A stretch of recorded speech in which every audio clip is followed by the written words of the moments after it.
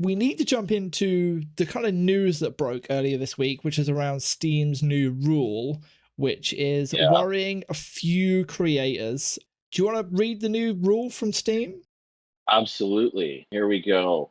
The quotation I think you've got is content that may violate the rules and standards set forth by Steam's payment processors and related card networks and banks or internet network providers.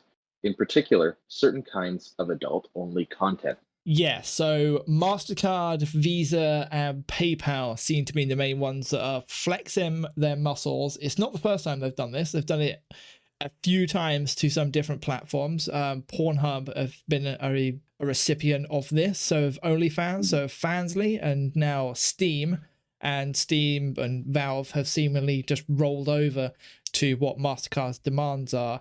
It's a very ambiguous rule from Steam. It doesn't really give too much clarity to the creators of what is going to be allowed and what isn't going to be allowed.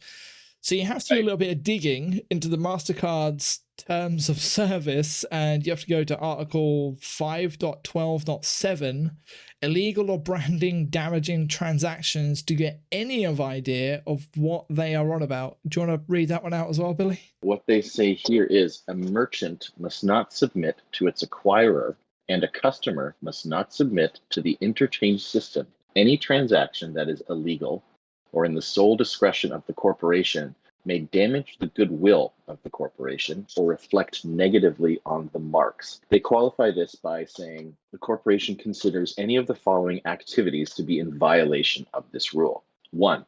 The sale or offer of sale of a product or service other than in full compliance with law then applicable to the acquirer, issuer, merchant, cardholder, cards, or the corporation. Whatever that one means. That's definitely a lawyer sentence. Yes.